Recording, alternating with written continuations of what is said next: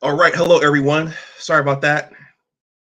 As often is the case, you plan to start at a certain time and then things crop up and pop up and you end up having to start a little bit later. So Gabe is here. I don't know who else is going to stop through, but I'm going to play my intro to set the stage for all this.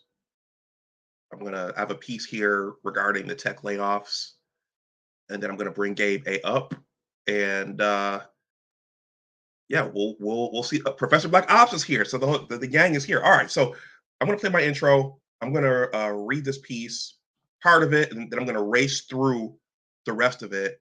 And then the tech guys are here, so I'm gonna bring them up and pull out my pen and pad and see if I can learn something.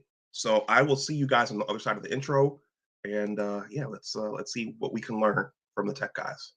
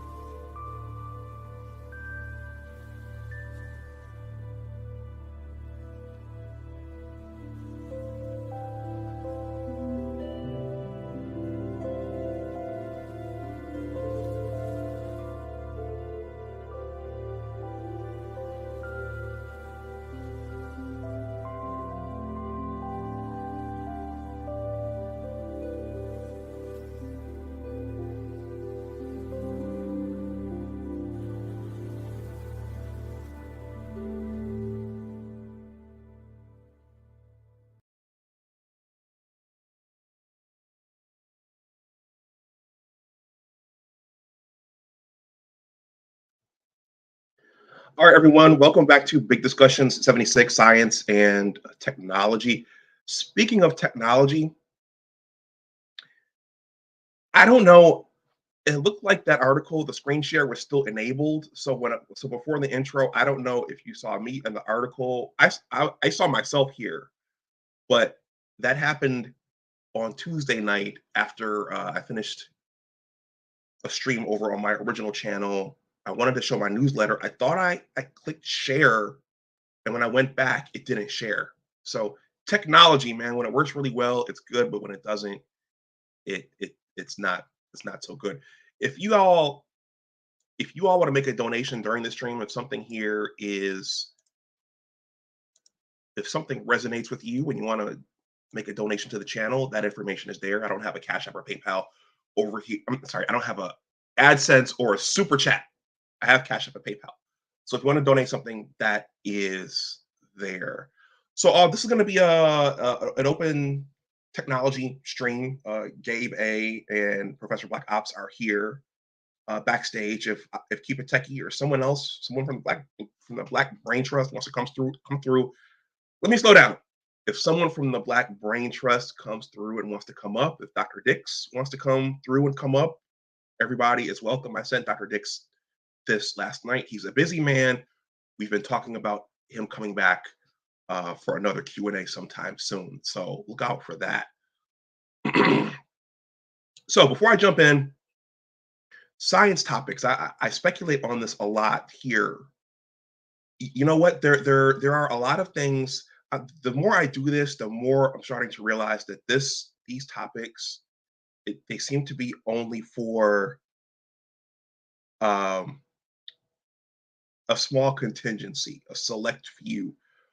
I like to go through and set up the links before I do the stream so that when I end the stream, I could just walk away. I don't have to worry about the SEO or anything. But for a lot of science topics, you so what happens is Google ranks the tags. So if it's something that's trending, you'll see like a green number for that item for that term. And maybe I'm not hitting the trending science topics, but oftentimes when I hit those tags, they're not illuminated with those numbers. If I put Ebony Williams in there, that would trend because she's trending. If I put the Lakers or the Warriors in there, that would trend. If I put Guardians of the Galaxy in there, I'm sure there would be numbers there because those are trending. But I think science topics are for a select few. That's just my opinion. And that's what I'm seeing the further I go along in this thing. Um,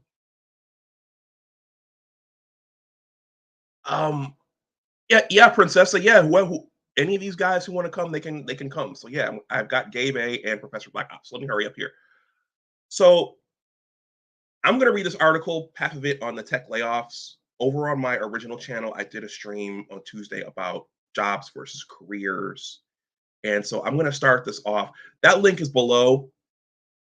I've been doing a lot of thinking about that lately, jobs versus careers. I just had my mid-year evaluation with the supervisor at my job, and with what's going on now with artificial intelligence and machine learning, it's occurred to me, shoot, maybe just stay with the government. Maybe hold on there for dear life because everything else is predicted to get uh, really, really hammered by what's going on.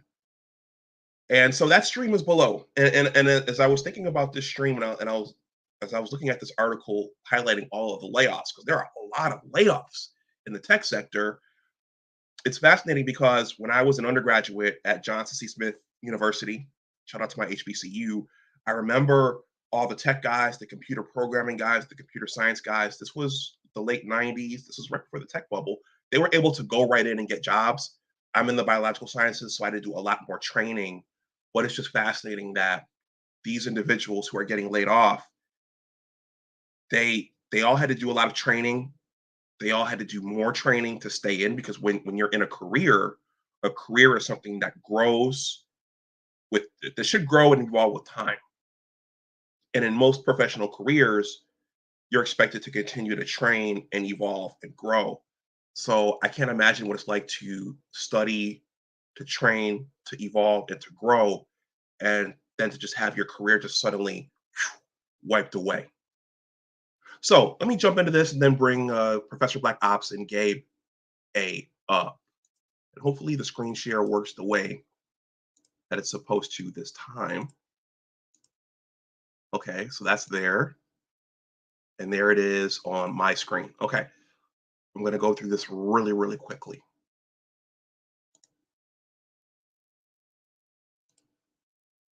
And when you're going through your schooling, shoot, who expects to get laid off, especially in the technology sector?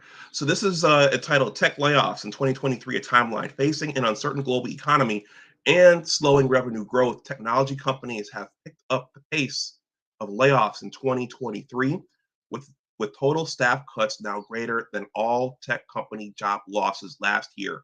Here's an updated timeline of the more notable layoffs and the reasons why big tech is in turmoil. This was written by Charlotte Truman, and this is on Computer World. This was originally published on April 28th, 2023. And according to what she says in this is going to continue to be updated. All right. Though technology companies announced massive layoffs last year, 2023 has been much worse as tech giants, including Amazon, Facebook, parent company Meta, Microsoft, Google, IBM, SAP, and Salesforce, as well as many smaller tech companies, announce sweeping job cuts. The problem: big tech went on a hiring binge during the pandemic when lockdowns sparked a tech buying spree to support remote work and an uptick in e-commerce, and now they face revenue declines. Although global IT spending is forecasted to rise in 2023, with enterprise software and IT services experiencing the greatest growth, the overall increase is expected to be modest, with data center systems and communications services growing by less than 1%, according to market research firm Gartner. Meanwhile, hardware sales are forecasted to decline. Continuing supply chain issues, inflation, and the war in Ukraine are also having an impact on both business and consumer spending, leading to fears of recession. Some would argue we're already in that recession.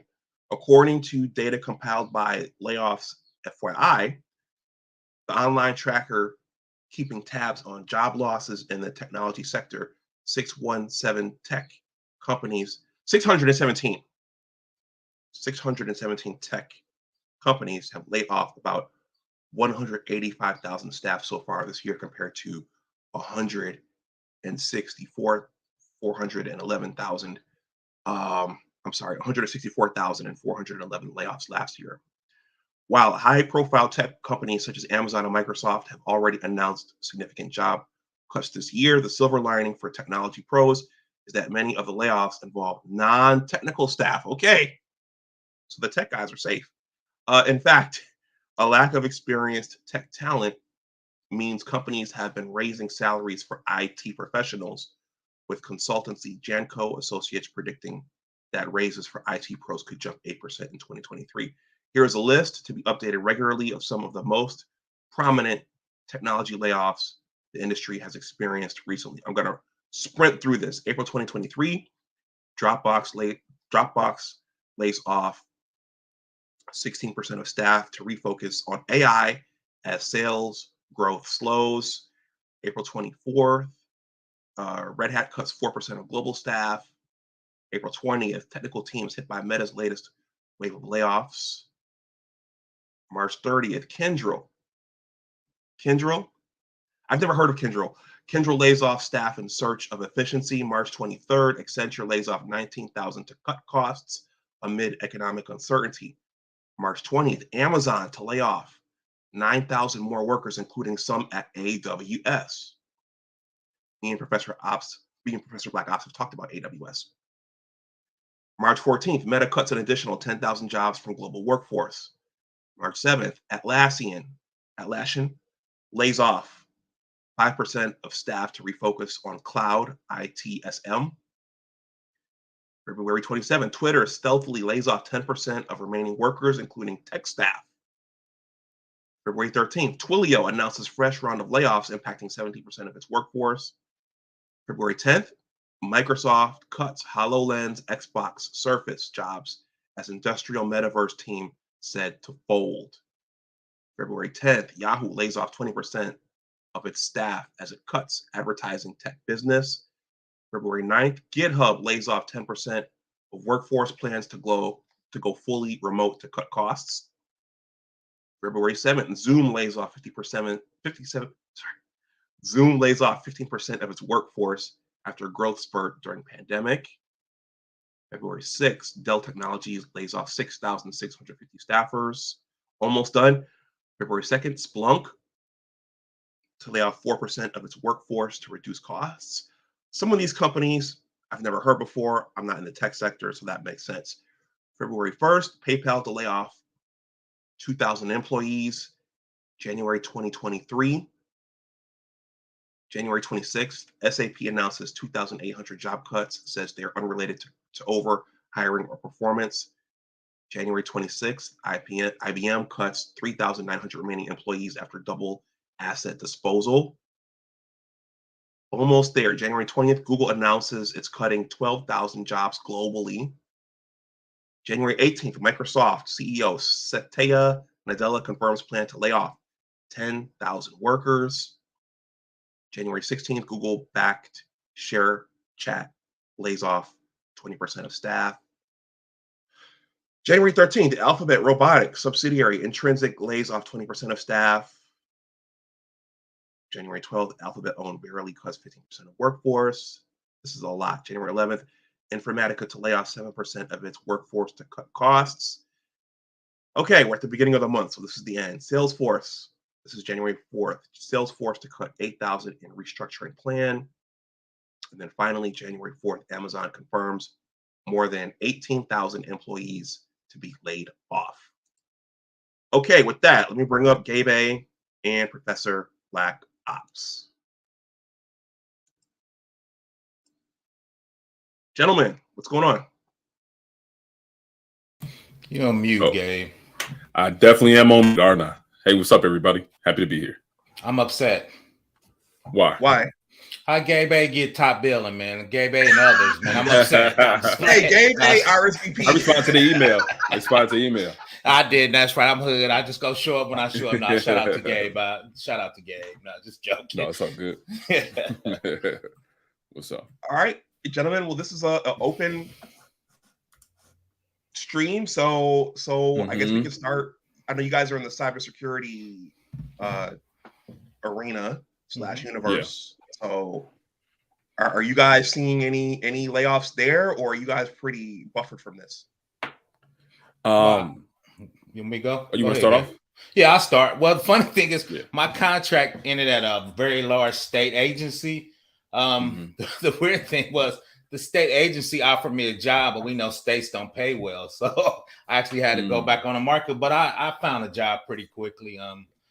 Like Gabe knows, if you're in a federal space, it's pretty hot, especially if you got some years under your belt. The only issue I had is at my advanced age, I got to get paid. So I think, I'm a little older. You could probably get 2 younger PBOs for what I'm asking for, right? So that was kind of probably my only little issue in there. So I'm going to throw it to Gabe and see what he got in that. Yes, just interesting from the article that you were reading. One of the organizations is the organization I work for.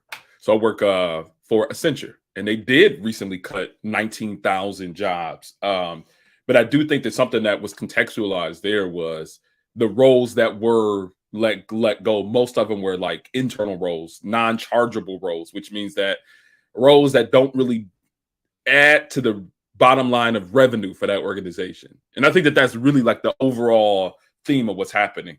Organizations are getting tighter because of the economic stringencies that are happening right now. So I think that all kind of contributes to that. So yeah, it's real. It's a business at the end of the day, right? It's not just tech. Yeah. It's a business at the foundation of it. But yeah, go ahead. Yeah, but the other thing is I was on Black Heights and I did a video on it. Is they were hoarding talent, man. Amazon had cloud engineers because they didn't want to go. Those people weren't doing anything for a while. So I think once you hoard talent and once you said the market start correcting, they had to correct their business. But a lot of people, I ain't gonna say a lot, but you seen them on Instagram. They talking about I work for Microsoft and they show I'm eating at 10, going to the cleaners at 2. And so there was I would say maybe 10 or 15% of those people, they were just hoarding. Because one young lady, let's talk about that. Like, I'm sorry, go ahead. Real quick. Yeah, she was in recruiting. Yeah. She said she worked there. I think it was Microsoft. She said she didn't recruit anybody and she was there for 9 months. And I think she was making 180. So go ahead on that, Gabe. Now, I was going to say that makes a lot of sense because when you talk about people don't really talk about this, but during the pandemic, there was a lot of hiring that happened. So everybody was going digital. Everybody was going remote. So that increased the demand for remote services, for supporting applications, for people being able to acquire roles while being remote. So organizations were on like a hiring frenzy, just bringing in people in order to, I guess, kind of support the demand that was coming in from a tech perspective. So I know that within my firm, we were hiring a whole bunch of people because everybody had to be remote. So when you talk about making things remote, you meaning that you have a larger, I guess, pool of talent that you can touch. So hiring was going crazy. And I think that when you're talking about these layoffs, that's one thing that's happening is that there's like a correction that's happening. People are going back to the offices. Hybrid is almost the standard now. Hybrid work model where you go into the office for a certain period of time and you are remote for a certain period of time. That's the norm now. So you can't support all these new people who can't go into the office. You can't bring in all these people when the demand isn't there, and the fact that people are starting to go back to the office. That's another piece that I've been seeing too. You think the hybrid is for bigger companies? I see the smaller companies, because I'm actually trying to kind of downsize and get with the smaller companies. I think they're using that as a hiring advantage. You can be remote with us, but you're right. Like the bigger companies I look for, they're like, PBO, you got to come in 3 days a week. I go, that is a no. That's a no for me, sir. I'm not doing that. Yeah. A lot of organizations are saying, I agree with that. Yeah, there's a lot of organizations saying come into the office. Within larger organizations. And also technology adoption. I mean, I think people were very much so putting a lot of their eggs in one basket, 1 or 2 baskets. Things like the metaverse. That's proven to not have taken off. So all those support engineers, machine learning engineers, and all those people who were supporting that application and that technology, they're not really needed that much. Or like blockchain. Have you seen I haven't even seen a mass adoption of blockchain, maybe more on the international basis, but a mass adoption of blockchain with the like commercial use of blockchain. Haven't seen a whole bunch of that. So a lot of those people aren't really needed in the market as much as they were before when there was those projections there. So I don't know what you think about that.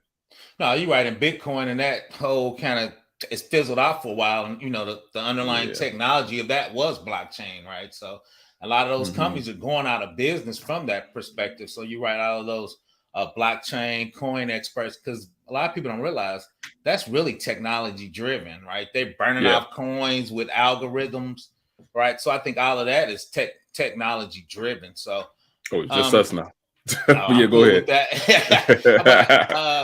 Shout out, I wish my man. I know he's gonna pop up, but the new frenzy now, everybody's got to be AI machine learning. You gotta, we gotta put that in the coffee maker now, man. It's got to analyze your grounds and your sugars. So right, that's the new big takeoff, right? So everybody's gonna switch to that.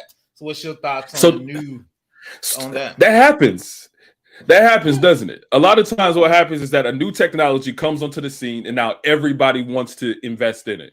I think when cloud first started coming out, everybody was looking at cloud, but they didn't have the resources or the trained professionals to be able to really implement it on a larger scale. Right now, it's almost become like one of the norms within the field. But I think that a similar thrust that we saw for cloud is a thrust that we're seeing for artificial intelligence, is that everybody's jumping into it now. So, yeah, I agree with you there.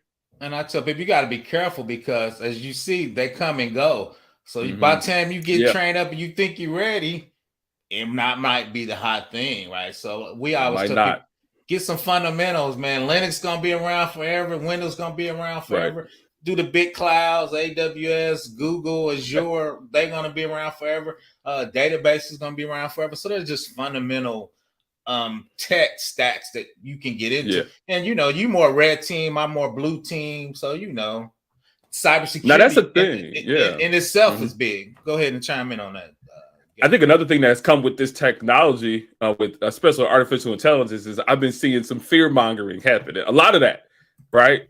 Artificial intelligence is going to take over your jobs. Artificial intelligence is going to take over the world, and you're not going to have a job anymore. It's going to replace you and all the people. And I just don't think that that's the reality of what's happening.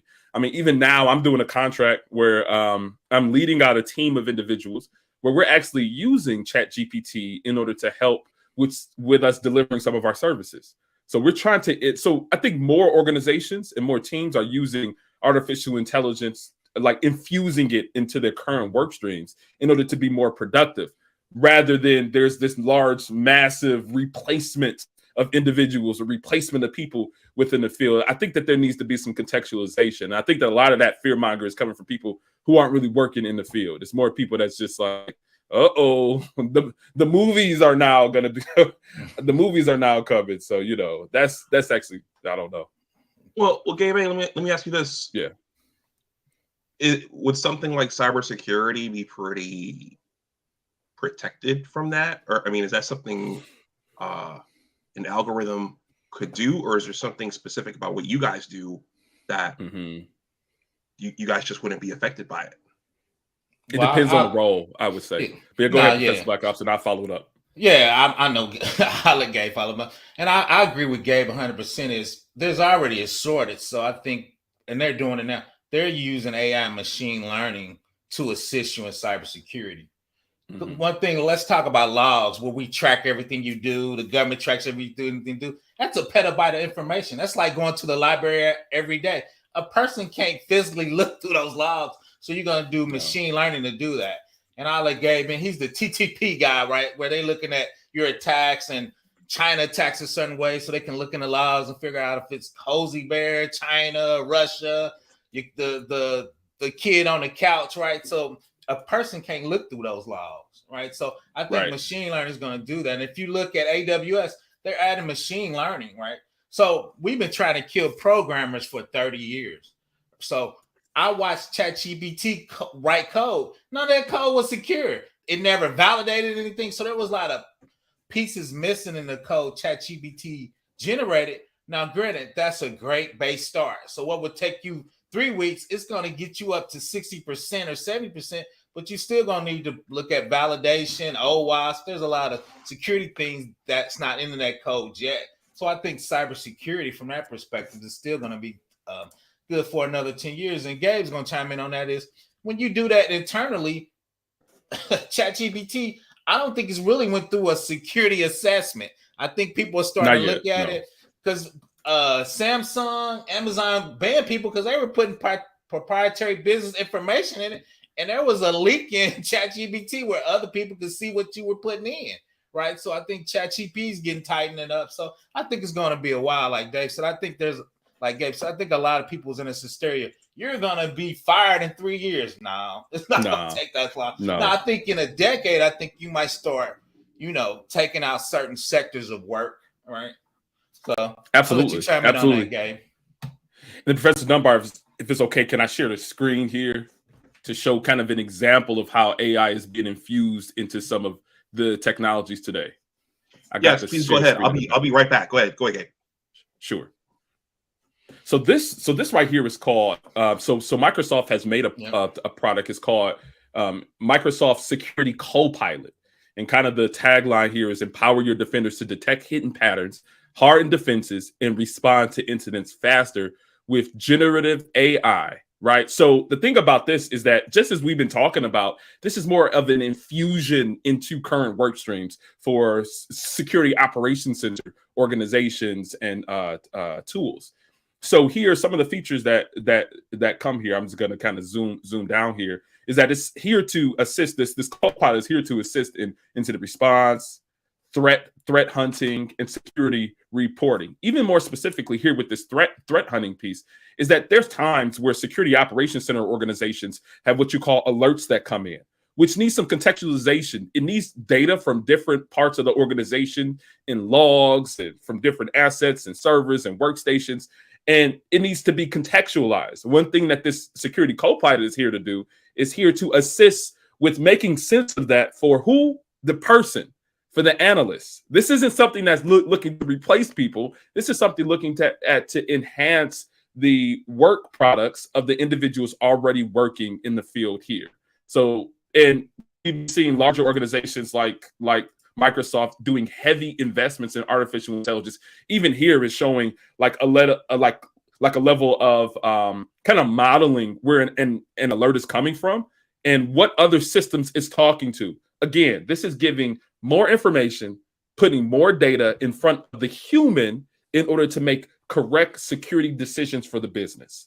So that's one thing I'm going to talk about here is that Windows Copilot. It's not replacing people. It's being utilized in order to enhance the capabilities of the current humans. So, yeah, and then just to chime in on the back of that, and I'm gonna pick on Gabe is Gabe worked with very large companies with deep pockets.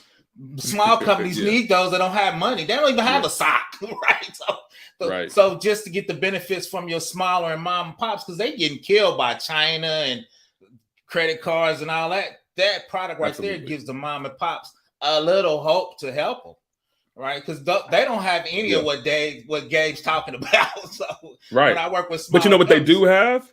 they do have Microsoft infrastructure. They have Facts. Windows Active Directory. They have all of these Windows workstations and servers and all these devices. So incorporating that into what they currently have would definitely help to assist in them dealing with their security issues. The problem is one little pushback is I work with they don't even know what threat hunting is. That's for me, that's on the top of the pyramid almost, right?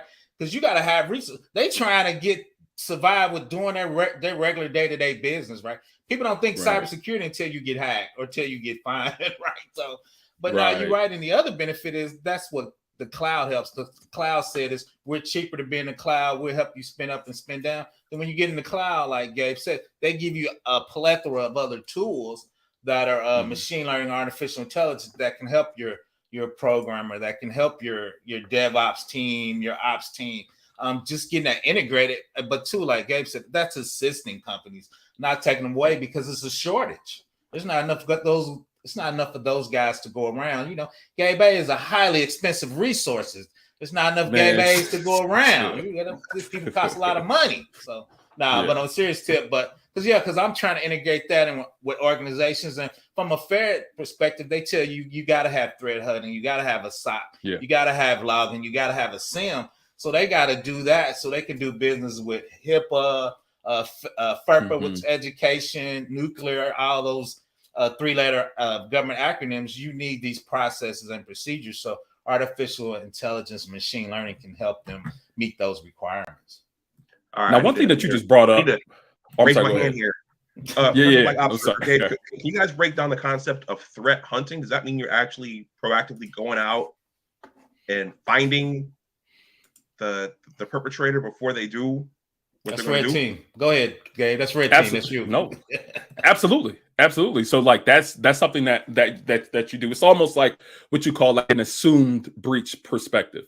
So you assume that there's evil there. And then you start to look through different areas of a system or areas of an enterprise in order to understand where the evil might lie. This might involve doing some scanning for your systems for different vulnerabilities that are very common to organizations. Or you might do some deeper forensic analysis or finding forensic artifacts on devices to be able to understand, hey, this is where the evil was hitting. So you might be looking at the registry of different systems and running security tools against those, or looking at network logs, things that maybe a past alert that might have went benign, that you might, hey, maybe that's something that we need to look further into. Or you might have different systems on your network that might be trying to beacon out to malicious Chinese domains or something. So, it's actively going in even before an incident, right? Not like there's no indicators of there's bad guys there, but you're looking for the bad before you find the bad.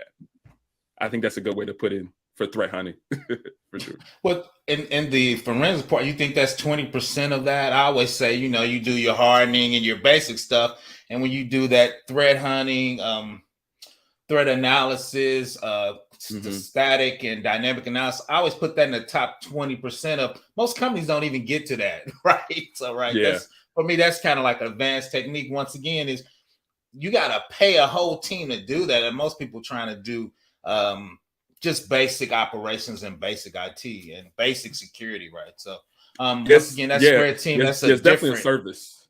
Yeah, that's. I wouldn't say it's red team, and it's actually proactive services, right? So this is stuff that you do before you even jump into testing the security controls. It's like you're trying to find the bad.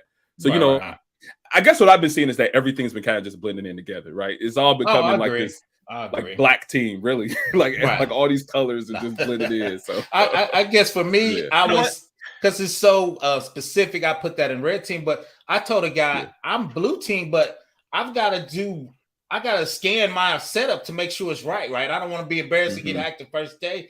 And purple team, I got to do some API security. So you're right. Everybody's blending in because you got to do a little bit to make sure your part's secure. Go ahead, Dr. Dunbar. I was going to say, for people who are unfamiliar with this, and it was a couple of years since you all explained this to me, can you break down the concept of red team, blue team, purple team, black team? Sure. I don't know, Black Ops, you want to start off? And I just followed up. Okay, that's fine. For me, and Gabe might correct me now because I'm self-taught. He does way more certification classes. But blue team more is defensive, right? That's what I do. I harden stuff, and Gabe gonna frown up. I get them stigs on him. We gotta harden them with the stigs. Right. So I'm fortifying, No right? stigs. Red team, I believe, and I always put Gabe in there, is you're attacking, testing, looking for bad guys, right? Because that's more offensive. Purple teams, you in the middle, you blending them. It's usually more of a web app thing that goes on the purple team. I'll let think, because I know there's another green team. I've never done green team, but my boss ex NSA, he did green team stuff. So, but I'll turn it over to you, Gabe. That's kind of my high level on. Just kind of one little addendum to the purple teaming.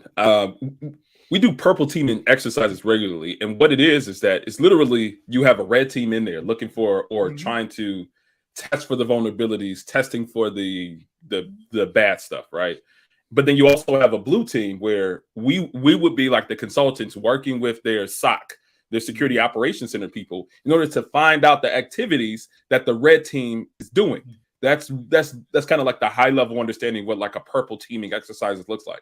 We're working with the blue team to find out what the red team people are doing, and like things like PowerShell logging, things like looking for lateral movement, looking for data exfiltration, looking for different scanning techniques that are very common that the red team will be doing. So it's helping the blue team in order to find what the red team is doing. And that's that blending of that purple team. And then from there, a report comes up or recommendations come up for them to harden their systems and be able to discover and find those techniques that the red team had done.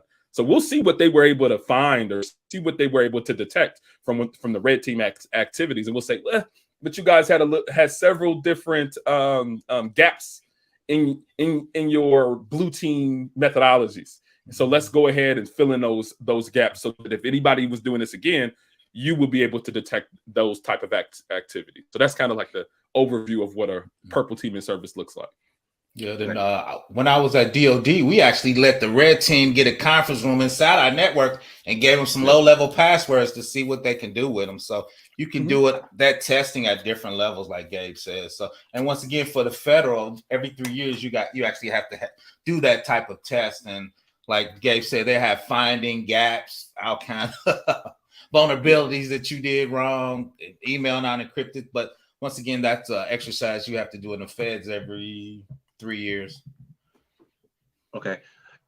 Engineering cannabis, we're talking cybersecurity now, but if you want to come up and add some machine learning to this discussion, you're welcome to do so.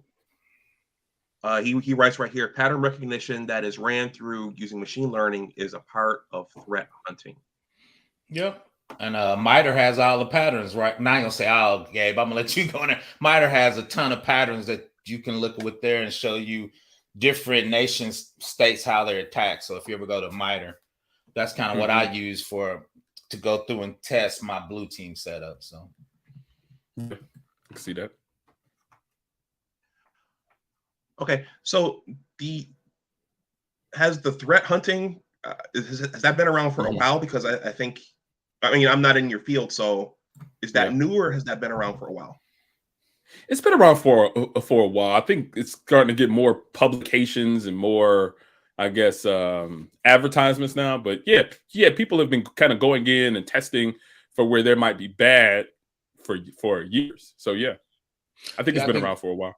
Yeah, I think they finally gave it a name, like you said, and kind of highlighted. Because to be honest, when I first heard of it, I'm old and grumpy. I'm like, threat hunting, that don't even sound right. But then as you go to that side and level, it's its own cybersecurity domain. And like I said, all the big companies are actually, doing it because you want to catch them before they get going, really getting, like you said, lateral movement. Then you start talking about zero trust coming from the Biden administration. They're trying to make that part of, I guess, part of the Fed. It's ground zero now. Yeah, Dr. Dunbar, a lot of times where the threat hunting really became formalized is when you started to see some of the techniques of the bad guys, the nation states like China, more specifically China. Because one thing that they do is that they will burrow into a network or burrow into systems and stay there dormant, right? So they're there in the environment, but nobody's able to see what they're doing because they're not active. Not active threats that are beaking out to the internet, try to connect back to Chinese servers. They're there as like almost like sleeper cells. So a service like a threat hunt will be able to detect to those type of threats lying dormant on networks, systems, servers, devices, laptops, cell phones. So, I think that's where some of that has come from, especially as their activity has become more and more publicized. So I think that might be kind of the inception of it. Yeah, and the average hacker's on your network for about a year and 3 months before you find them. So I think, like you said, that dwell time has went down. That dwell time has went down significantly. I saw the last entrance. What did they say? I think they said it's like a couple of days or something now. Is that because of the threat hunting? You think that's threat hunting because we're looking for them a little more? But 2 or 3 years ago, it was super high though. 2 or 3 years ago, it was like a year. Something like that. Yeah. So. Okay, well, let's go back a little bit. You guys said in the beginning that something like, and correct me if I'm wrong, the blockchain hasn't become as big as everyone thought it would be, and the Bitcoin is kind of, well, it sounds like it kind of had its run, right? So it's not as, for a moment, that's what everybody was talking about with the Bitcoin. Yeah. I guess as a security practitioner, I haven't really seen it as like massively adopted as everybody was making it out to be.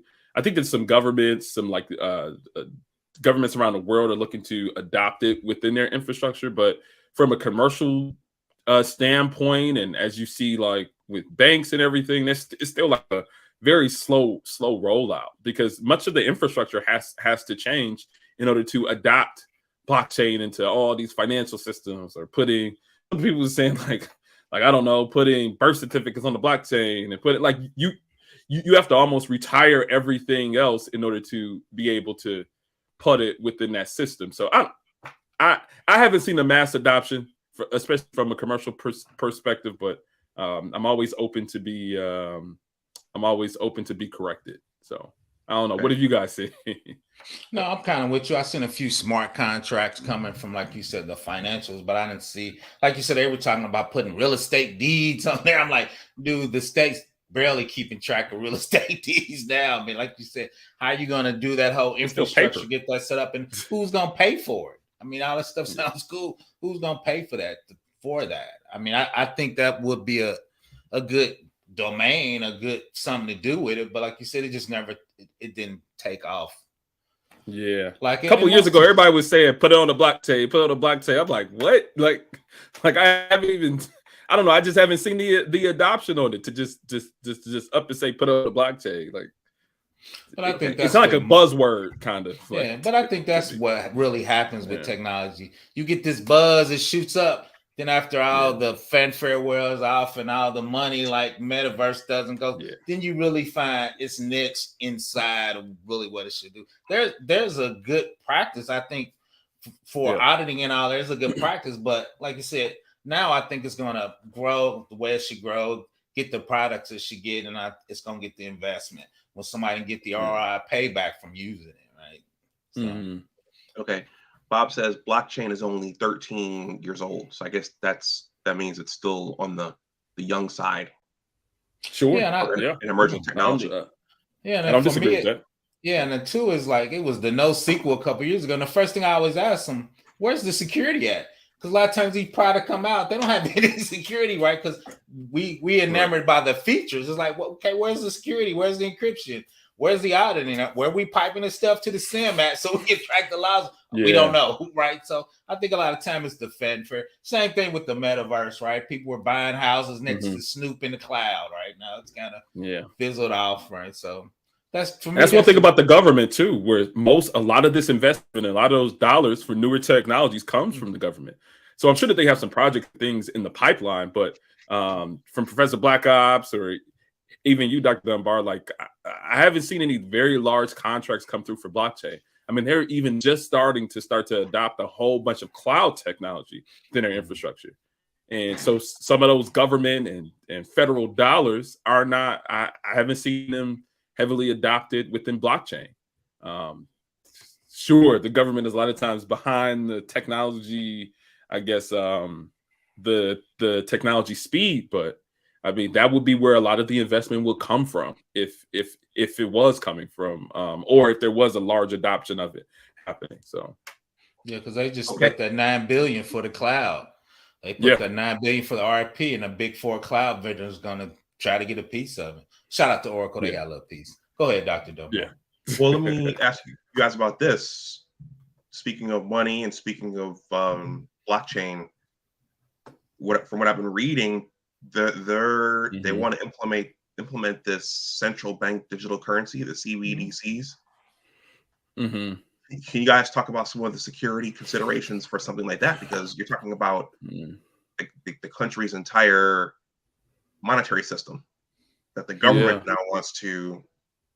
I mean, but I think we do that now because behind the scenes, if you look at SWIFT, right, where they move money internationally, so there's a lot of technology in the bank, and a lot of times all the federal, like Shearson Lehman, they are all on a huge government network. I got to be careful. I want to say this. We knew the government was going. Well, let me roll that back. I thought the government was going to get rid of cash 10 years ago, right? So the way to get rid of cash is you got to have a digital currency. The government's just not going to put their digital currency on anybody's stuff, but their stuff, right? So I think we're getting ready, because if you go to Chase Bank, you cannot put cash in other people's account, right? So they've been getting ready to do this, and I don't want to. BRICS, and is the dollar going to be devalued? Or we're going to blow the dollar up, right? So that's a whole nother stream. But I think the government's getting ready in case that happens they have their own digital currency, right? So I say I'm not that on that game. I don't have much to chime in on. I'm not that informed on that subject matter, so I yield on that one. Okay. Because I tend to not, and I'm not saying that you guys are doing this, but I tend to not try to speculate about what might happen, because I'm just not that informed. That I know that there is some solid information out there, but I think most of the information that goes out there is almost about like kind of a conspiracy or a. Gabe, I'm interrupt. I'm gonna interrupt what you love. I am speculating. You're not hurting my feelings. No, go ahead. I am speculating. So you're not hurting my feelings. You don't need to. No, you're right. I'm speculating, right? I love a good conspiracy theory, but if you look at the tea leaves, but like you said, it's all conjecture. I definitely, but you're right. Is what I'm predicting the dollar will be killed, right? I don't have any fundamental. Biden didn't send me no emails, right? So it's all guessing. So no, 100%. No, you're right. It's speculation, but again, I don't think that you're doing it right. I don't think that you're speculating, but I think that many times speculation is presented as facts. And that's where my major rub is, because I'm like, because people get afraid, people make all types of choices and decisions for their careers and their lives based upon speculation masked as facts. So I try to tote that line very carefully, because I wouldn't want people to make decisions based upon my own speculations. And that's why I didn't take offense when you said it, because I want to put it out you said. I am speculating, so I don't want you to make two. But two is sad part is, we speculated on Bitcoin, and a lot of people got their life savings washed out. So let's be crystal clear with that. So like you said, I'm a big boy, so I like to tell people this is PBO's speculation. I have a little fact here, I got a little fact here. So like I said, you're not hurting my feelings. I'm glad you pointed that out, because like you said, I was arguing with people, and I know quite a few people lost a ton of money into that. Like I said, I might buy some now because shout out to Warren Buffett. When people are fearful, I'm greedy, and when people are greedy, I'm fearful, right? So you just got to figure out what's your risk tolerance into there. So now you're 100% right, but like you said, if you read some tea leaves, and two is digital currency by a nation. All the nations are doing it, so I think they're trying to control their own coin, right? So then from a security speculation, DOD, NIPRNet, they got some of the top security, so I'm sure they're gonna have all that in play. They have all the red teams play, because they do a ton of stuff once again with SWIFT, where you move billions of dollars between nations. That's controlled by the government. If you look at Shearson Lehman's, the stock market, that net is really controlled by the government. They actually do a incident response test every 3 years called Winter, because they expect that to get hacked, and they don't want that money to stop moving, so they're gonna roll over to another internet. So the government got all that stuff tested. And two is, we got the Federal Reserve. We can print money. Go ahead, Gabe. No, I was gonna say, and I think that you're bringing up a very good point, and Dr. Dunbar, like you're in that field too. I think before there is a mass adoption of many of these technologies, it'll have to be a government mass adoption, right? It's not going to be like a commercial utilization that just turns into just everybody's going to be using it. I think that the government has to be on board before it becomes this geographical type of adoption of the technology. Sure, things can spark up, right? We're seeing things with like commercial usage of artificial intelligence and machine learning, sure. But when you talk about that mass scale, when you talk about the real dollars being invested into technologies, I think it really relies on government systems in order to make a lot of that happen. And if you look, all the big companies said now, they're like, hey, don't put anything in ChatGPT that's corporate, proprietary, right? So they're putting limits around it because they got to get a handle on it, right? So I think, and even one more example. No, go ahead, Gabe. No, go ahead, Gabe. I was gonna say, I think one more example, even as it concerns like autonomous vehicles. I think before you will be riding in an autonomous vehicle as your daily driver, or Ford or somebody is making autonomous vehicles, there'll be bus systems, right? Trucks, things that governments invest in or local governments invest in to be able to implement that technology before it becomes a mass commercial autonomous vehicle system. So I think that's one example of that government mass adoption that's important before you see a commercial mass adoption. Okay. At least that's one of my assumptions. It's one of my speculations. Yeah. Well, Gabe, you just brought in something pretty interesting there. So autonomous vehicles, are there cybersecurity considerations for that field? Oh, definitely. So 100%. Yeah. Because those machines are they going to be run from one central mainframe or yeah. I don't know. Hopefully not. Hopefully not. Hopefully there's some type of a distributed security type of infrastructure to managing and that type of system. But yeah, like, so autonomous vehicles, these will be vehicles that would have the ability to talk to each other digitally.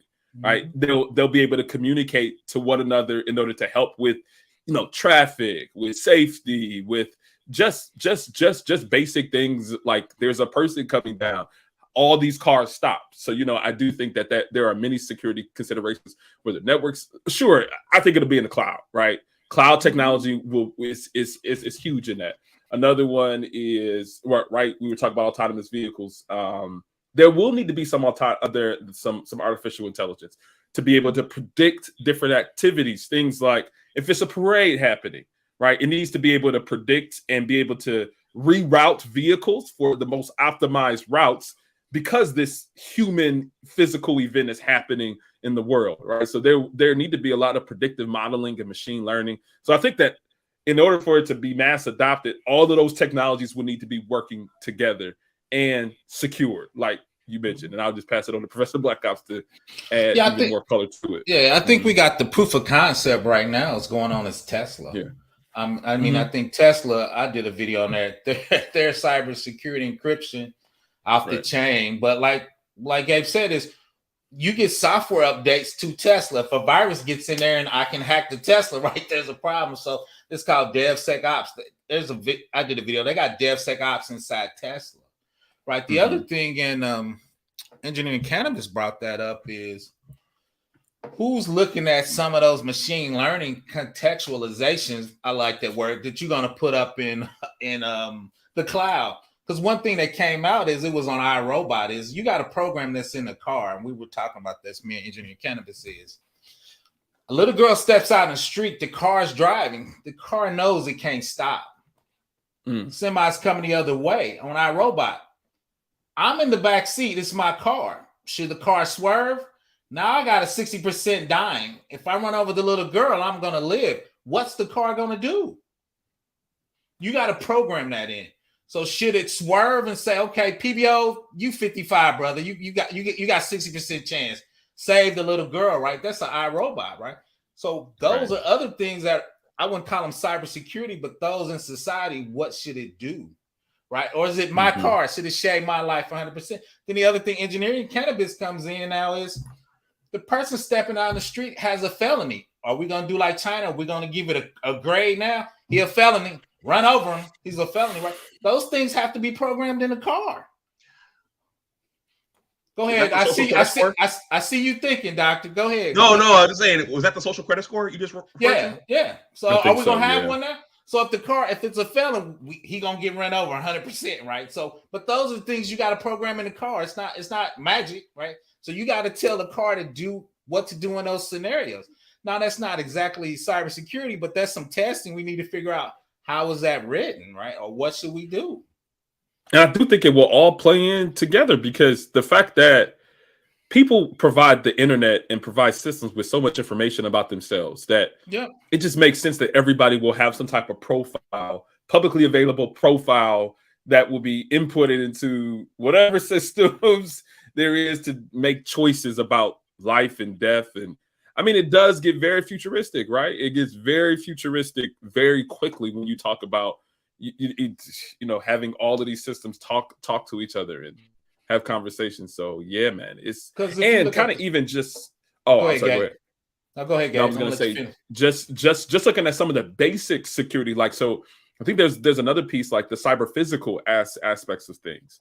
So you're in the vehicle, right? Everybody, the first thing that people think about is a vehicle running into another vehicle or running into a person.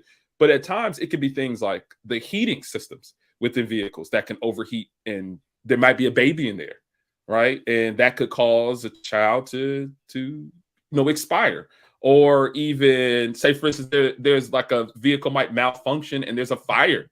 Like, what is the process for opening up the doors and fire suppression systems, and all of those things are also very important. Or if people have pre-existing medical conditions and there's maybe like a jerk factor or something that they might have vertigo or might, I don't know, it might cause a human to be injured without even causing another accident with another human being. So there's also cyber physical considerations for those onboard safety systems within these vehicles that's also very important. I know we make these considerations a lot for IoT devices. Mm-hmm. So yeah, that's another piece there.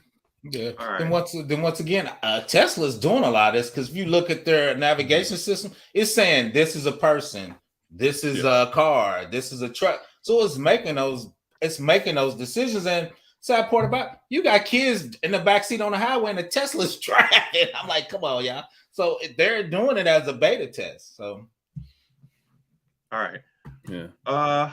Chaos is backstage. I'll let Chaos up. But before I do, Gabe, there's a question for you. Oh, okay. Bob says, Gabe, do you think full stack developer, app developer are a good career choice, or are they good career choices? I think they're good, relatively good, right? I think that within some of these mass layoffs that you were talking about earlier, Dr. Dunbar, there were app developers and full stack developers that were a part of those chopping blocks. I know for Dropbox, they laid off, what was it? I was just looking at some numbers.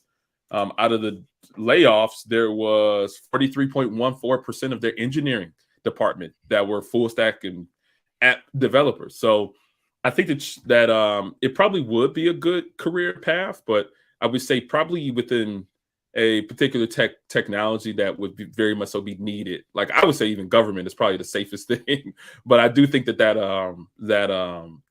is a good career field. But I'll let everybody else chime in too. Well, I'll chime in. That's actually how I got my start, really, in the full stack. Mm-hmm. So I think it gives you definitely a great understanding of tech. Then two out of there, you can pivot to anything, because full stack, that's the automation you're going to do inside the cloud, right? That's your scripting. That's your coding for full stack automation. I got into cybersecurity, aka Purple Team. My first things was looking at security on web apps. And to do that, you got validation. I looked at Java code. I was looking at race conditions. You can do that if you have a developer background. It makes it a lot easier. Right? You don't need to be, but it gives you a certain skill set that a lot of cybersecurity people don't have. So the first thing I do when I go into organizations, they say, go help the development team, because they're not listening, right? Because then you can speak to developer, right? You can talk about validation once again. And two is, when you develop stuff, you got to build it and put it somewhere. So then you're going to get good at Linux and Windows and the cloud. And so I think especially that's definitely a good place to start. A lot of people like to jump in cybersecurity. I usually tell people, do a little networking, do a little program, then come to cybersecurity, because you got some bases to stand on, a little first step. So like I said, that's how I really got my start. And to be honest, I love programming. That's really my first love. I just make way more money doing cybersecurity, and I love to eat. Go ahead. That's it. Gabe, did you want me to show this link or? Oh, it's up to you. So that link is from this is from the most recent Dropbox layoffs, and they have a total of 205 people who were laid off from that number. And that kind of shows, so this is like an alumni list. So they really try to help out individuals who have been laid off. And as you see, like 89 people or 43.41% of the layoffs were the individuals who were in engineering. And when you talk about those type of roles or those type of titles, you got software engineering 1, IC3 software engineer, technical resourcer, software engineer. I mean, there is a good number of individuals who were laid off, who were software engineers, full stack and back end engineers. And I think that there's another element here too. I don't think it's necessarily only like, tech jobs, the tech companies are being laid off, but who is Dropbox's competitor, right? Are they being beat up by their competition? Is that the reason why they're not able to sustain a work staff? Or how about the technology? Is it antiquated? Is it something that people like? I don't know the last time I used my Dropbox account, but I use Google Drive every single day. I have a Dropbox account, but I don't pay for any of the services. They just send me emails to say that my Dropbox is full. So maybe they're not able to keep up with their competitors, and their technology might be too antiquated in order to sustain the current market. So I think that there are other elements that aren't always talked about. But yeah, go ahead. How much you pay for your Google Dropbox? A year I get 100 gigs. What is that? 20 something or 25 or I don't know what the thing is, but you can get 100 gigs for Google Drive for a certain amount. What can you get for free? What you get for free? I mean, a lot of Google stuff is 30 or 40. Yeah, a lot of Google. It's hard to fight free. That's all I'm saying. It's hard to be free. Yeah, I use it for my YouTube channel. That's the reason, because I use it. I share it with my editor. So 100 gigabytes a year is $20. 100 gigs a year. A month or a year? Google Drive a year. Okay, damn. I thought you messed that up. Wow. No, a year, 1 year. It's $100. That's free, man. It's $20. That's free. That's free. Pretty much. Pretty much. So just FYI. And I know Google Drive is kicking Dropbox's butt. I just in my heart I know that. In my heart of hearts. But yeah, go ahead. Chaos, do you have a question or comment for Gabe? Yes. How you doing, guys? Technology today. One of the biggest fears to a lot of people is saying what they should do now that the AI or the artificial is going to take their jobs, and I expect it. I look at and be more proactive than the reaction at the end of the day. The problem with people to understand, this is now the official launch of the 21st century. All what you have seen for the last 40 years, it's now come to reality. The only biggest question people should ask is, are you really prepared for the actual takeover? And what is the actual proactive steps? Because people are too reacting. I mean, here, and Gabe been aware of this. Here people come and say, what should I do? And this, I said, well, if you're not prepared, you better get prepared and let the pressure hit you to know what you have to do now. You get me? Because that's like some fear mongering, man. I don't know, man. I'm not agreeing with you there, really. No. Think about it. We all know that these corporations that we help to fill for as long as they've been existing, they're looking at preservation at the end. And if everything's gonna be a cost benefit, they said, do I need to pay this person this amount a yearly, or I can have this thing do this work for less? You get me? And if we're doing things that is repetitive, obviously any artificial intelligence or anything could easily replace that. Depending how. But I don't think you start with artificial intelligence replacing the tech roles, right? Like I don't think you start there. I think that there was an IBM article which spoke about replacing HR resources, recruiters, people who work in the back offices, people who are not adding to the revenue of the business. So I don't think that that's like AI is taking over all of tech. No, not all the tech, but organizations it's now showing its ugly hand now. Like if you think about Gabe, don't you think those are like repetitive jobs that if we look at, say, if I'm doing some repetitive, that someone that technology can easily replace that? You know, that's some of them are, yeah. Understand. Yeah, and that's the thing people don't understand. If you're doing some repetitive, then obviously you always got to think the long term that could easily replace. Now, for those who's not in the tech field, like all y'all in the tech field, I mean, I'm Dr. Dunbar has a STEM. You're in technology, you're cybersecurity. And those to understand that it's always a constant, you know, you always have to be learning something else or something that you're going to eventually have to develop some eventually anyway. You give it's not somewhere you stagnate where it's I'm going to keep doing this, you know?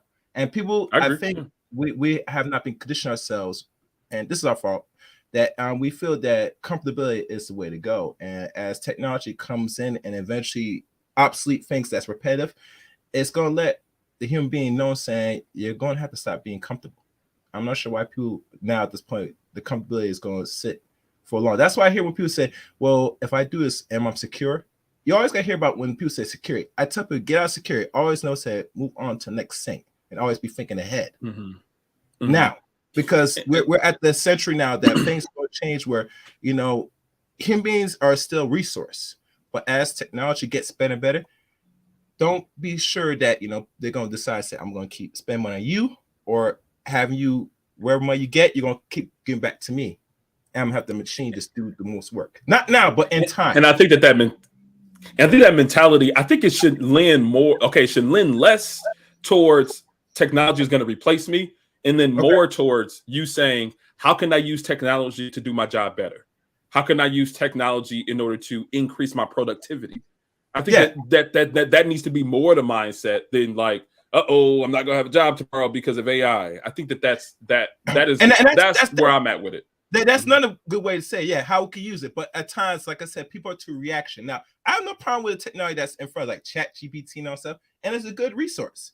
But I tell people, if you don't know how to use these things, it's not gonna be no benefit for you. So when you have a scarcity mindset and you're always react there, and say, take advantage now of technology. Say, how can I use this since it's going to be here for my betterment, for my own preservation? You know, and I think a lot of people not thinking like that. You know, so I'm not even investing in some people know. I just went on IG and one dude on IG showed real about the many things you could use with AI, which I know exists right now. You know, but a lot of us still say take advantage of that. It's here. Just try to learn, understand the technology. You know, if it's going to do something and replace. Learn as much as possible for your own benefit. That's what I'm just saying. Yeah, the cool thing about being in technology is technology is always evolving, right? I'm the oldest. I actually did work on a mainframe, right? I worked on an IBM mainframe. They exist, but very small work, right? I remember when client server, when you were walking around with floppy disk and putting them in, right? So yeah, I remember those too. Right, technology's always changed, so people in the tech field should be used to that. Right, because things get obsolete. I had the 5 1/4 and the 3 1/2. Right, my boss he showed punch cards. That was before me, where you had punch cards. Right, so technology's always evolving. So for me, AI and all that's just the evolving of tech. Right, and each times those jobs, because I was teasing the mainframe guys. You're not keeping up with relational. Then when I had to go to relational object oriented, I was like, now I know how these dudes feel. Right, because sometimes you don't make those leaps. Right, so. Sometimes it's not AI, is just a new technology paradigm, and you got to keep up with it. Go ahead and chime in, Gabe. Like you want to jump in. No, that's exactly what you've been doing too, right? That's exactly what you've been doing. You've been investing in certifications and trainings within AWS and cloud infrastructure. I mean, just as you say that you've been like seeing the changes, you've also been changing with the changes. Right. So I don't think it's anything new I don't get as a tech professional. I don't get afraid when I see new technology coming up. I get excited. I get excited to understand the possibilities of it. But I do think that the messaging that goes out there, and many times, especially on YouTube, is that watch out. Too much. Big bag tech is coming for you type of thing. It's like a scares. And I'm thinking, say, why? Listen, we come and we've seen this as Black folks. You know, knowing that lastly, we should be fear of everything and the unknown at this point. You know, we should embrace it and always be ahead of it as best as possible. But, you know, like complacency sits and we always look at, say, it's not of importance. But I say, well, depending on what you do, it has to be important because this is everyday life. This affects not just you, but the world now. And the world I think a slowly lot of people. evolves. I think a lot of people would have been complacent before AI. Like if you're a complacent person, then you're going to be complacent whether technology is coming or not. True. That's true. If you're complacent, it's going to show anyway. Yeah, you're right. Which is going to be most of the people, right? Because a lot of people, they, like you said, they're comfortable and they've been doing this job for 20, 30 years. They're just trying to get to the end. And a lot of times people don't realize tech's going to get them. Because I always joke, and Dr. Dunbar remember this. We talked about this. Most people don't remember WordPerfect, right? WordPerfect was the de facto word processing. But what people don't realize is there's no administrative assistants or secretaries. Everybody typed their own papers. There was a whole industry in the 1950s, Dunbar. It was ladies in this big room typing all these papers up with whiteout. Now, people forget that took out about probably a couple million people. People type. They still selling WordPerfect Office Standard 2021. Nobody buying it though. Wait, is that like a typewriter? What's that? They still selling it. Yeah, but show me that. Kind of heard this, man. But long story short, though, people forget the secretary slowly disappeared over like 20 years. It wasn't this a bust thing. It was like, okay, everybody typed their papers in school. You in the workforce, just type your papers. So people don't realize those whole industries just got wiped out, man. The same thing with JCL tape monitors. They used to put tapes on mainframes. Those guys don't exist anymore because disk space is unlimited. Amazon, like you said, you getting what 100 gig for $20 a year. So $20. So people don't realize those type of jobs get wiped out and nobody ever noticed them. Okay. Yeah. Hey, Chaos. I'm going to wrap up with Gabe and Professor Black Ops pretty soon. Do you have anything else? One thing. If anybody knows about Coinbase, when they talk about the US coin, they've been had that for a while. It's not really, people hasn't not bought into it, but like I said, they already had the technology. Just wait for the right time for people to start using it. So the government's already aware of this. They're just waiting for the right time to really draw out. The first thing is set the environment first. But that's it. All right, thanks, Chaos. But so we've been wiping out jobs forever. People just don't realize. Like, because if you go in the 50s, I showed a pic. It's like it looked like it's 200 people in there typing papers. Those things just don't exist anymore. But nobody cared because it was just a slow tech just taking it out. Yeah. Go ahead, Dr. Dunbar. Well, guys, I don't want to take up all your afternoon. It's at an hour or 12 minutes. I'll ask you this, and I'll see what you say. What do you guys? This is really pretty open-ended. What do you guys see coming in the cybersecurity space, in the tech world in general? What do you guys see coming that people need to prepare for, or if anything?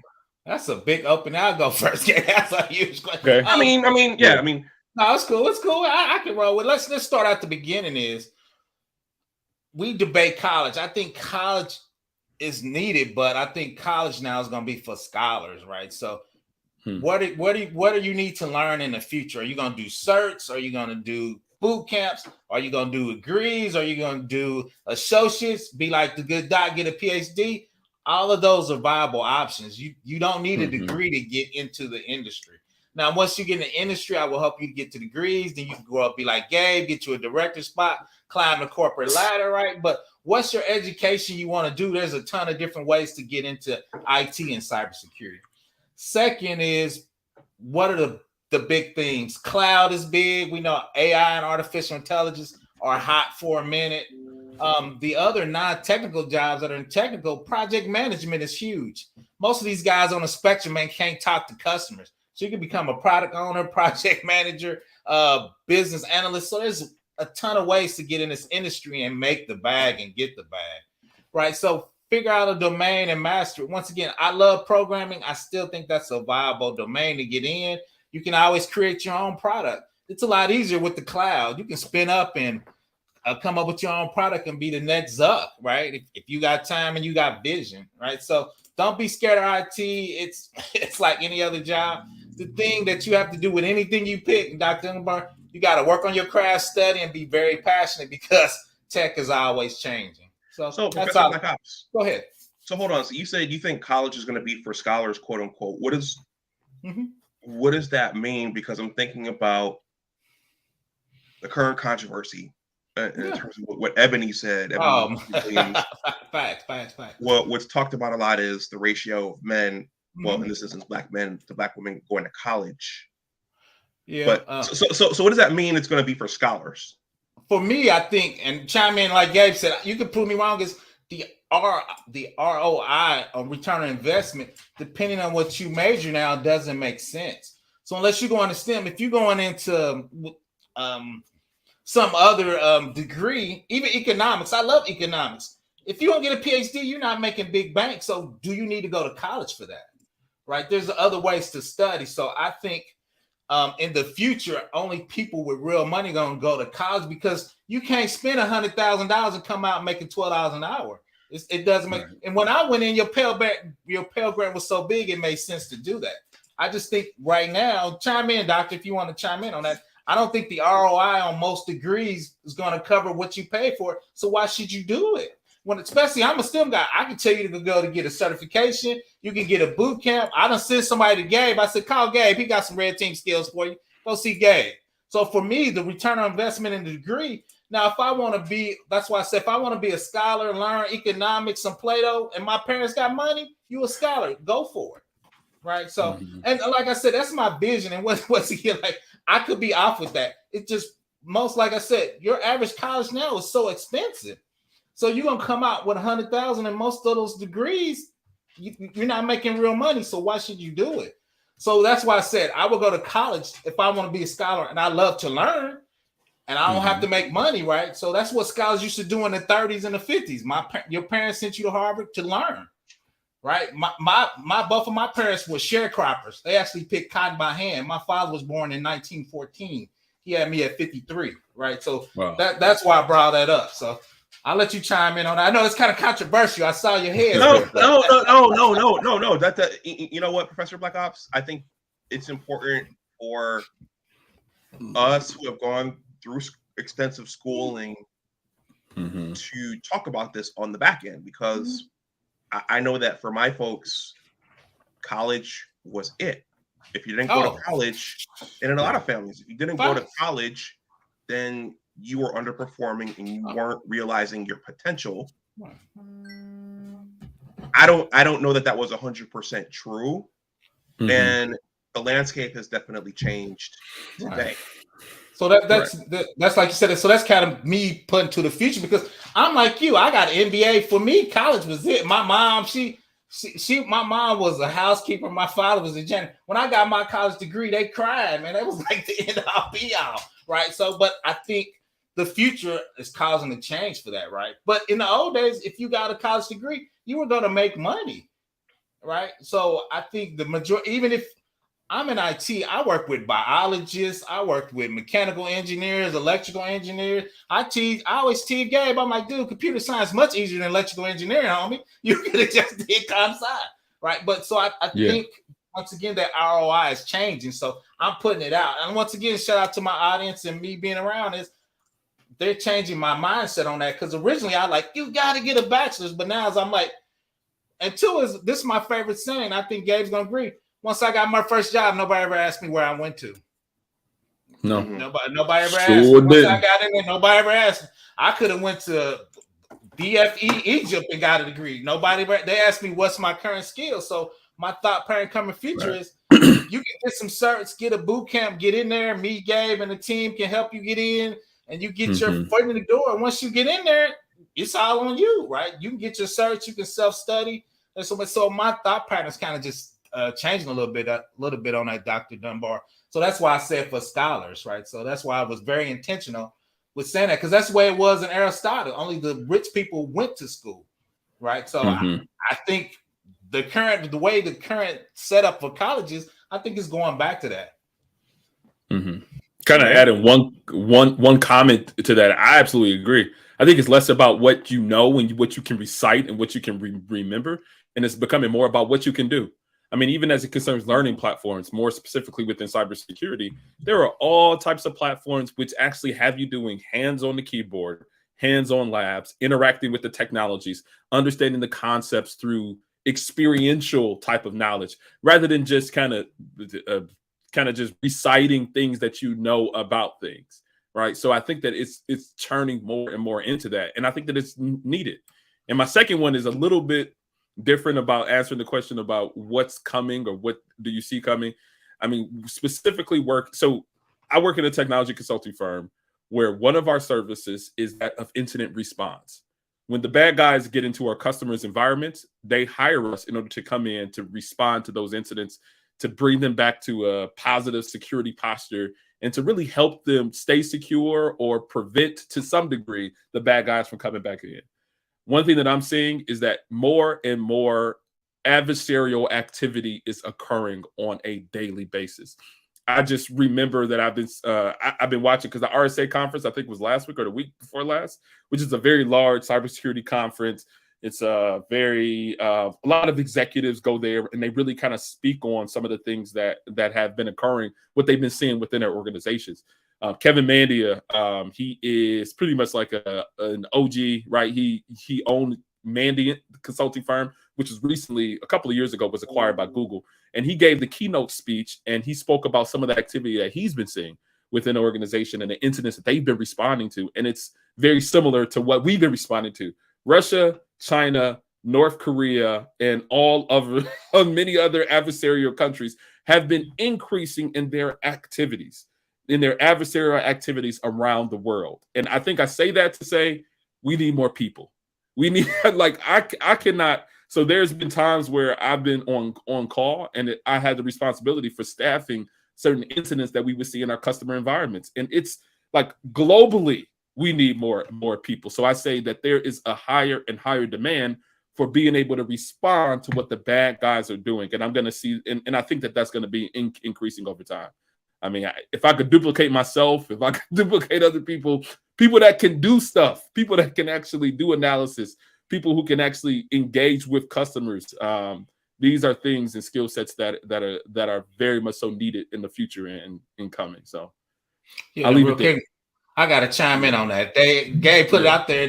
And he's 100% right. And when I went to school, I came out, I was all theory. I really couldn't do it. You know, I could write some basic code and a few little snippets, but that was our theory, right? I didn't really, like you said, I've never seen an attack. Some of the code I write wasn't very good, right? It gives you the basis of theory. So a lot of times when you go back to the company's got to retrain you, especially, and Gabe know those big organizations, and I love them, they got their own methodology. They say, you do it this way when you work for this big company. That's why these people are paying you, because you're doing I used to hang out with the IBM guys years ago. They had the IBM methodology, and it was safe, and that's what big companies pay for. But they had to train me on that. I didn't learn that in school. 100%. Okay. So we need more people. Okay, so we need more people. You said something interesting. You said people who can do things. Yeah. Does that mean like me, not the theory guys? No, I didn't say like you. I know, because long story short, I work with this PhD, super bright guy, but the stuff he was developing, I'm like, dude, we got to run 1 billion records in 4 hours. That's just the theory you wrote on the board. That's never going to work in practice, because he never really done it. He drew it. He didn't know how to scale it up. So sometimes, like Gabe said, you got to do this stuff in real life. We trying to move a bit, and that's before you could spin up a 200 server. You had to do it with one database and one app server, because you had to do it. You had to have done it. Absolutely. And one example, I was going to give this short scenario. If I'm getting too into the weeds, let me know. One thing that's very common, especially for industrial incident response, is one thing that we capture as a artifact from the environments are packet captures, PCAPs. This is all the network traffic of the communications happening with the devices on the network. Things like Windows workstations, servers, laptops, like you name it. It'll say what everybody is saying and talking to one another. Now, if a bad guy is in there and they're doing certain malicious activities, it should be visible, or doing analysis against that packet capture should be visible to the assessor or the person who needed to do something. So I need them to be able to, hey, let me get a packet capture for this amount of time, and then I'm going to zero in on the hosts that are actually infected or that can potentially be infected.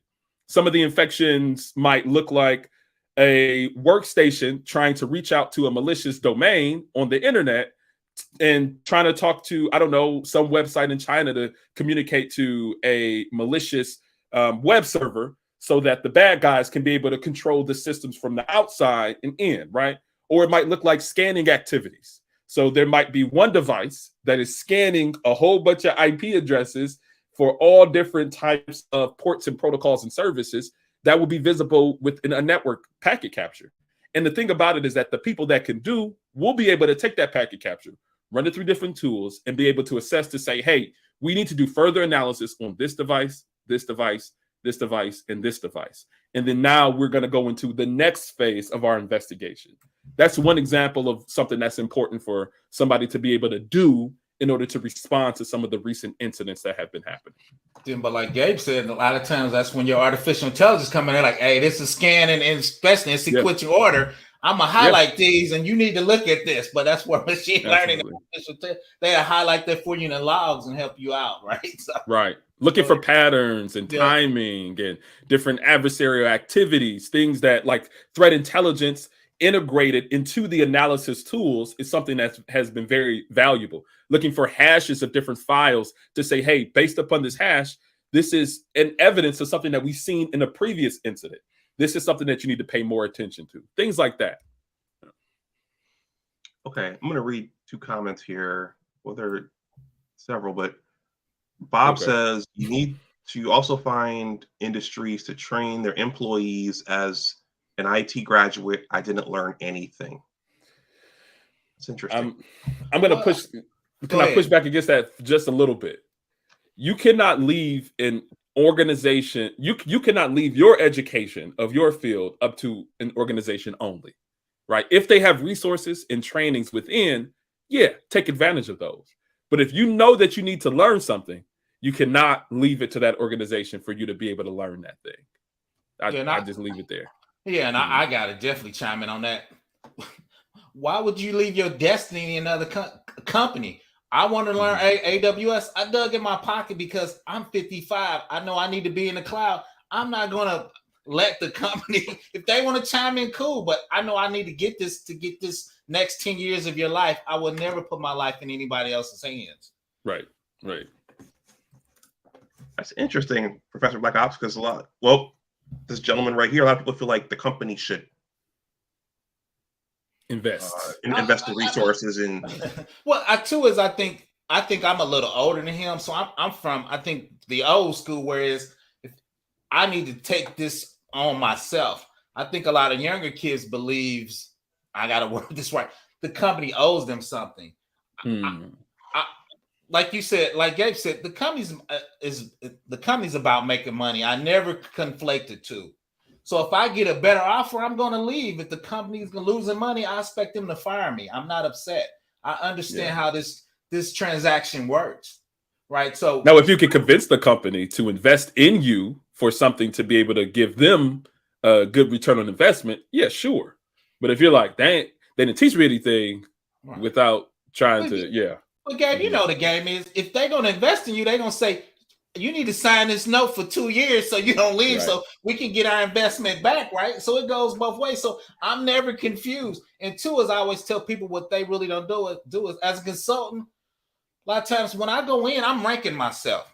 Okay, we got 15 guys. I'm number 5. I'm good. Or I've been at the bottom. So if we start letting guys loose, and Gabe, you can see when the contract's getting shaky. Right. Okay. They're not paying on time. They're talking to the big boss. Oh, I'm gonna be one of the first dudes fired. I need to jump ship. Right. So you need to be controlling your life, man. I've been in the consulting game for it. You can tell when the contract's about to end 9 times out of 10. Right. And I've seen 60 dudes marched out and half of them crying because they got fired on a Friday and didn't nobody tell them. So I'm not confused about how this works. Yeah. Wow. Okay, I'll read a few more. So before I read those, so in the cybersecurity world, there are, in terms of the pay structure and the business structure, there are contracts. Yeah. And depends. Yes, there are some, but yeah. Okay. Because sometimes people are full-time employees. Sometimes people are contracting, working like a 1099. It just all depends on the compensation structure. But sometimes when you're moving up in the ranks, you have not only a base salary and a bonus for performance, but you also have like stock or some type of stock incentive in the Yeah, company. restricted stock option bonus. But two, a lot of RSU. times is, and Gabe sees this a lot of times, is they have a prime contractor, they hire subs, and they're working on this, whatever this big installation is. It could be a SIM, it could be some new incident response. So I've been on a contract with 500 guys, and we all consultants. And like I think Khaki was the prime, and they hired like 10 subs, right? So you all working together. And two is, a lot of people don't tell you, it's a 5-year contract. They hire you. They didn't tell you they're on year 4. So if they don't get renewed, you could be fired. So I tell people, you need to ask them what year that contract they're on. But it's not uncommon for big companies to get a 10-year contract at DoD or one of those big organizations. Once again, I worked at DoD. We were actually on a 10-year contract. So okay. Giyagami says there needs to be a remaking of the educational systems from K through 12 to post-secondary education with more internships, co-op programs, and R&D/industry paralleled education programs. That's towards Bob. Bob said, I think this is in response to what you guys said about the training. I agree with you, but why put that much money and time in school? Okay. Well, I think in the old days, that was really the only way to get in, right? Because for me, certs, and chime in, Gabe, certs just seemed a big thing in the last 10 or 12 years. I started in 1988, homie. There wasn't no certs. Yeah. So the only way you could get in is with a degree. They would say, what's your bachelor's in computer science is, or at least an associate degree. So when I started in 1988, there was no certification. I'm sure there was a few, but they were so high level. They're not like they are now, where everybody's got a cert for it. Go ahead, Gabe. Now it very much so depends. I think that kind of at the base, one thing that I've been doing some hiring over the last year or so, we're just accepting any degree, right? If you have a degree in sociology, but then if you have some relevant certifications and some type of experience and some type of network, then that can get you a foot in the door. So a lot of that, the degree requirement is softening, but degrees are still the standard from what I've been seeing, at least from hiring within consulting firms and large organizations. So you're right, 100% large organizations, because people got to. You're in competition. If you go on Indeed and when you apply for a job, 100 people apply for that job. So for a few of those people are going to have a college degree, right? So a lot of times you're in competition with a lot of people. So right. Okay.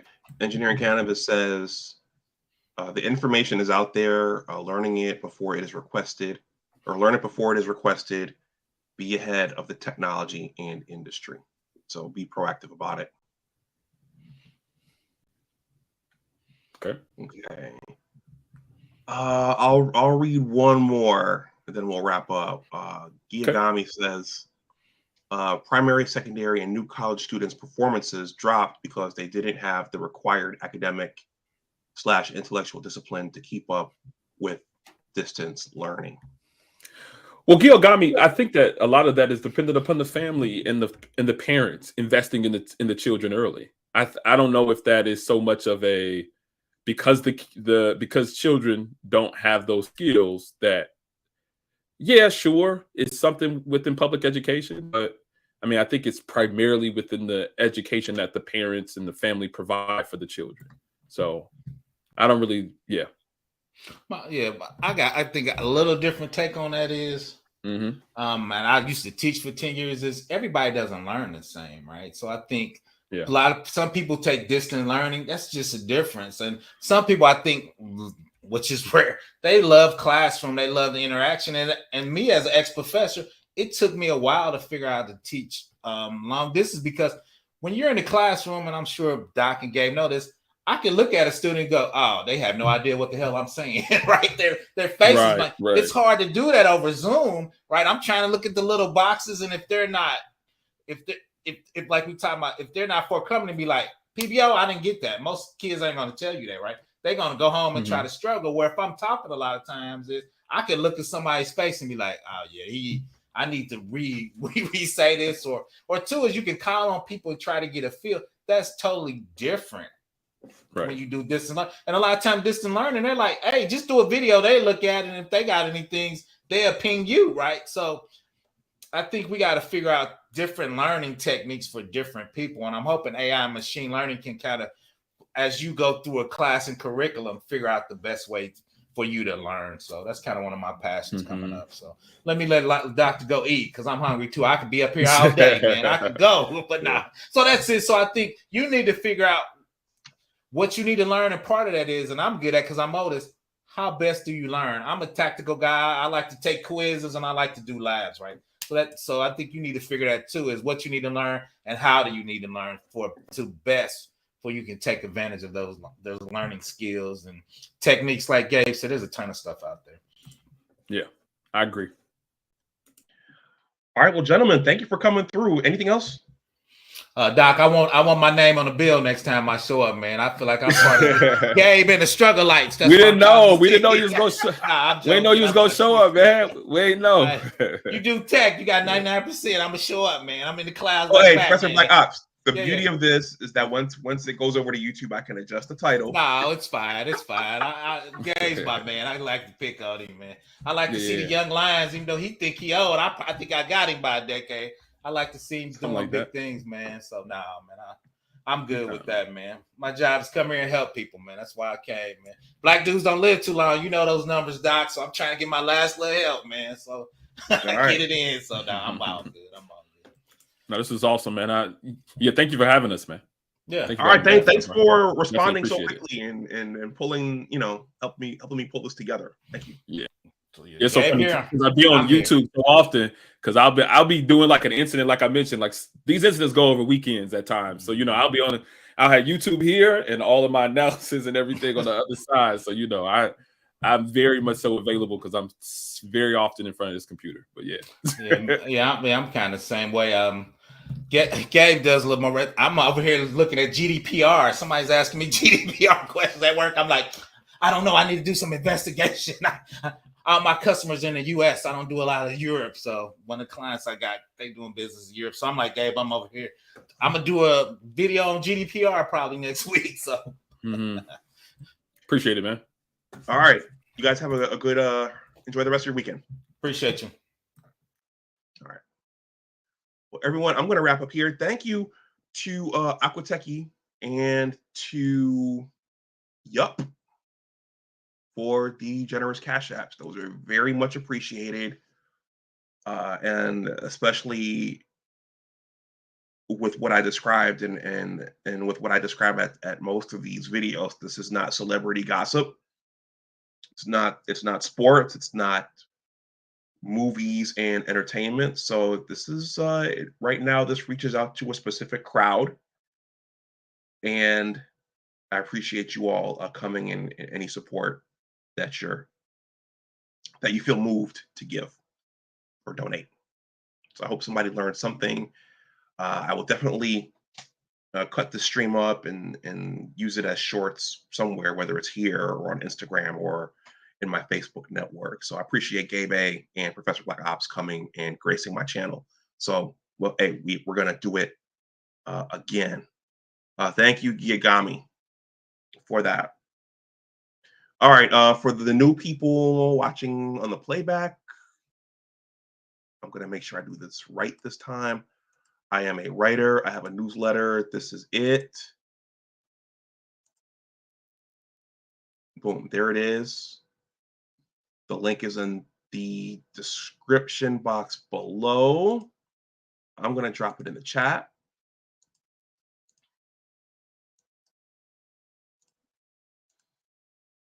There's that 2-paragraph greeting, and then there's that subscribe button there at the bottom. You just click that, and it goes to that sheet. Very, very simple. Not very high tech, but very, very simple. If you feel so inclined, please sign up. All right. Yeah, so once again, please like, share, and subscribe. If you're watching on the playback and you want to donate something to the channel, that information is below in the description box. Please consider joining my newsletter. And with that, everyone, enjoy the rest of your weekend. If you're watching on the playback and you have questions or comments or something to say, please leave those in the comment section. YouTubing and blogging anytime you create content, it's all about engagement. So, and check out Professor Black Ops' channel. He has his own channel. I'm going to tag him in the title on YouTube when this is done. I don't know if Gabe has a channel. I didn't ask him, but I know Professor Black Ops has a channel where he talks about these things on a regular basis.